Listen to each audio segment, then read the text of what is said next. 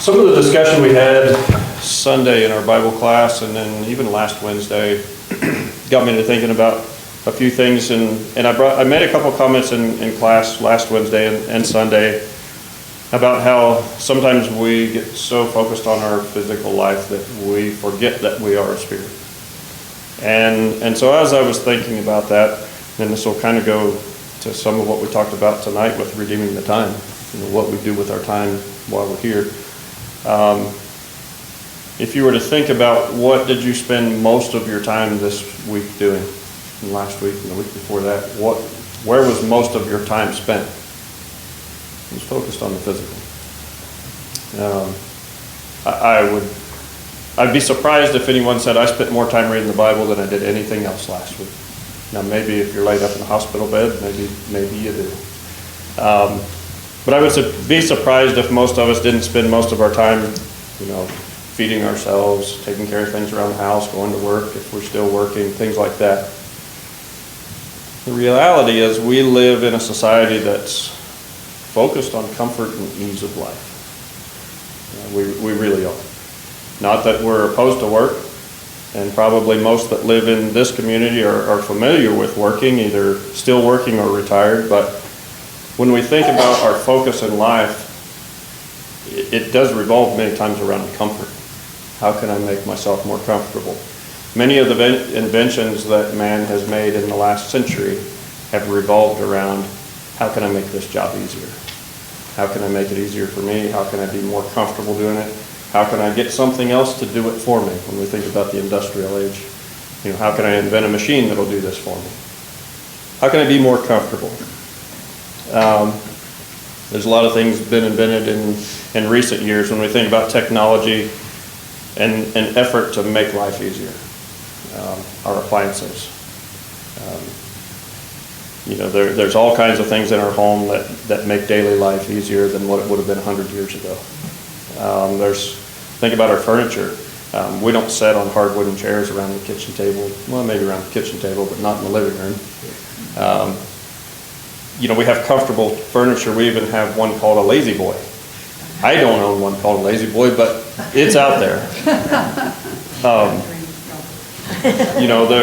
Think about our vehicles, how many options there are on a vehicle, all the things that are there to make you comfortable while you're sitting in there.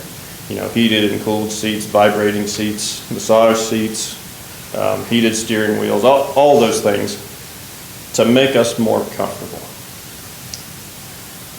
When we think about technology today now with smartphones and all the apps that are there, what are most of those apps there for?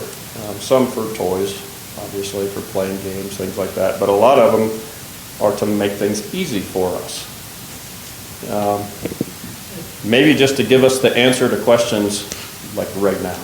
I don't have to take the time to go look it up. I'll just ask Google and it'll tell me. Hopefully. We don't need to know the things, we can just ask.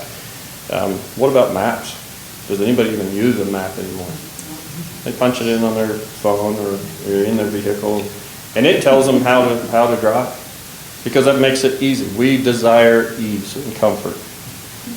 That AI is kind of the big thing everybody's talking about now because it's in our lives. Whether we want it to be or not, it is in some fashion.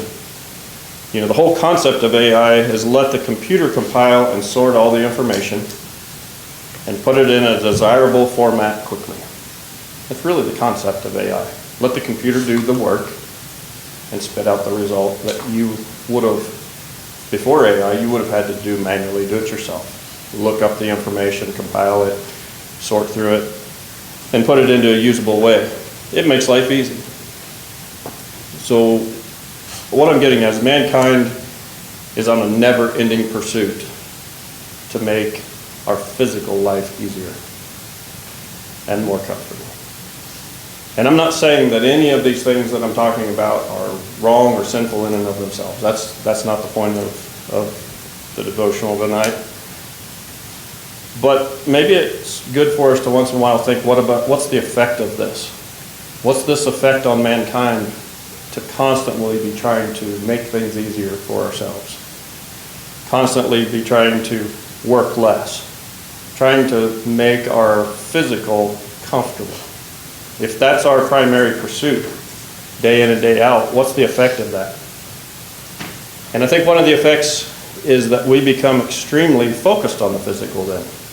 That's what we've kind of talked about in some of the previous Bible studies, that we become hyper-focused on the physical and almost forget that we are a spirit. We forget about the spiritual. Not that we don't come together and talk about it, as the group of us that are here. Yes, we're aware of it. But over the course of this week, how much time did you think about the fact that you're a spirit compared to how much time you spent about trying to be comfortable, the work you had to do, feed yourself, all the things that your physical body needed? So when that's all that we focus on, and we tend to forget that we are a spirit first and forever. We're in this temporary body just for a short time. It's referred to as a tent in the Bible. But we're focused on the physical body and the needs and wants, the comfort and the ease. We forget about the needs of the spirit sometimes. Do you suppose that Satan likes it when we're focused on the physical? Even the things that aren't sinful, our basic needs. And then when we think about what we consider needs compared to what really are, those comforts that we've gotten so used to, now we think they're needs. How many of us would go back 100, 150 years and ride to Dillon in the stagecoach? You do it now as a vacation, like a tour. But what if that was your transportation? Think of all the things that we've done to make ourselves comfortable when we travel. So does Satan like it when we spend our time thinking about how can I be more comfortable? How can I make my life more easy in all the things that I have to do? I think he likes that, having our focus on this, the physical. I think another problem that can be created by this focus is we get accustomed to being comfortable, that we cannot function when we are uncomfortable. When we are physically uncomfortable, for many people, they kind of shut down. Think about the training that the military goes through. When guys go off to boot camp, they make them extremely uncomfortable, a lot. Might be hunger, might be temperature, maybe they're cold, maybe they're in the water, maybe they're covered in sand. They make them comfortable a lot and then expect them to react a certain way. They expect them to, be able to function and do their job while they're uncomfortable. That takes training. Because we have trained ourselves to be so comfortable, we forget how to function when we're uncomfortable. That's one example. Many of you have heard me talk about my cold water bath that I like to do. I knew that was coming. Yeah. That's uncomfortable. So that's uncomfortable physically. And there's plenty of physical benefits for doing it. There's reasons I do it, that there's some health benefits. But I think what I've found in it, one of the biggest things is your body is telling you this is uncomfortable, get out. And you learn how to control your mind when in an uncomfortable state. And I think there's value in that for us as Christians to learn how to function, even if our physical is uncomfortable. Maybe we're going through health problems and difficulties, and many of us have. Can I still focus on the spirit and the things the spirit needs when the body is screaming at me that it's uncomfortable in so many ways? So how does this apply to us as Christians? When we think about the difficulty that we may have functioning when our physical body is so uncomfortable, when things may be so difficult for us, we don't have the ease, we don't have the comfort. If we look at Philippians 1, I'm going to start reading in verse 27 of Philippians 1. It says, "Only let your conduct be worthy of the gospel of Christ, so that whether I come, I see you, or am absent, I may hear of your affairs, that you stand fast in one spirit, with one mind, striving together for the faith of the gospel, and not in not in any way terrified by your adversaries. Think about it, in that time they had many adversaries as new Christians. Not terrified by your adversaries, which is to them a proof of perdition, but to you of salvation, and that from God. Verse 29 is the important one. For to you, and it has been granted on behalf of Christ, not only to believe in him, but also to suffer for his sake. How many of us can honestly say we suffer for Christ? I'm not saying we don't go through difficulties because we're Christians and maybe out in public, and things that we face within our community that we maybe have a difficulty if we stand up for truth. Maybe we get ridiculed, put down in some way. I suppose it's possible that you could even lose a job because of standing for truth. But how many of us have suffered like what we see in the New Testament? What if we are called to suffer for Christ? And kind of the point that I was leading up to is, if we're so used to being comfortable, what happens when we have to suffer? Can we do it? You know, if our whole goal in life is to be comfortable, will I be able to suffer and then continue for Christ? Continue living for him? Or will my whole goal then still be, I've got to figure out how to make the suffering stop, and then fall away from serving Christ? Over in 2 Corinthians 11,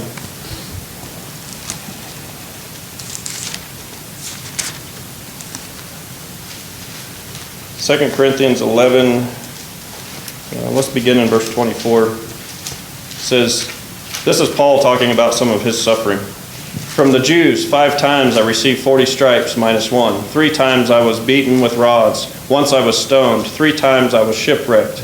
A night and a day I have been in the deep. In journeys often, in perils of waters, and perils of robbers, and perils of my own countrymen, and perils of the Gentiles, and perils in the city, and perils in the wilderness, and perils in the sea, and perils among false brethren, in weariness and toil and sleeplessness often, in hunger and thirst, in fastings often, in cold and nakedness, besides all other things, what comes upon me daily, my deep concern for all the churches. Do you think Paul suffered? Paul suffered a lot. A lot of the apostles suffered greatly. But Paul just mentions a few things here of how he suffered specifically. But what does he say there in verse 29, or verse 28 rather? What was his concern? His concern was the church. So even in all that suffering, he wasn't worried about how can I be more comfortable.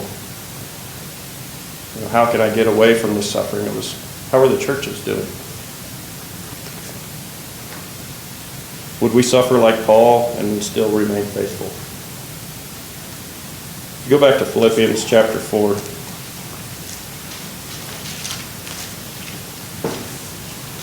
Philippians 4, let's read verse 11 and 12. Not that I speak in regard to need, for I have learned in whatever state I am to be content. Verse 12, I know how to be abased, I know how to abound. Everywhere and in all things I've learned both to be full and to be hungry, both to abound and to suffer need. Just another place where Paul mentions that he has suffered, but he's learned to deal with that suffering.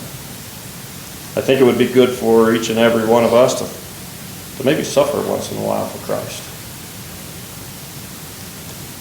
Or at least contemplate, what would I do if I was suffering? Would I stand for truth? Would I stand up for Christ? Would that be my focus? Can we be content in the spirit, like Paul talks about here, even when we're suffering physically, when we are uncomfortable? Let's read verse 13. He says, I can do all things through Christ who strengthens me. If that's our focus, and if we turn to God, if we turn to Christ for the help when we do find difficulty, we can know that we can get through all things. Christ is our strength, not this physical body. And then finally, we go back to chapter 3. Let's read verse 7 through 11. But what things were gained to me, these I have counted loss for Christ. Yet indeed I also count all things loss for the excellence of the knowledge of Christ Jesus my Lord, in whom I have suffered the loss of all things, and count them as rubbish, that I may gain Christ. Paul lost a lot. When we think about the things Paul had before he became a Christian, Paul lost a lot. And be found in him, not having my own righteousness, which is from the law, but that which is through faith in Christ, the righteousness which is from God by faith, that I may know him and the power of his resurrection and the fellowship of his sufferings, being conformed to his death, if by any means I may attain to the resurrection from the dead.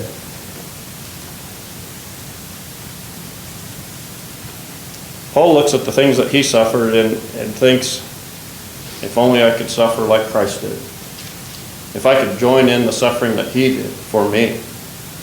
Paul suffered greatly.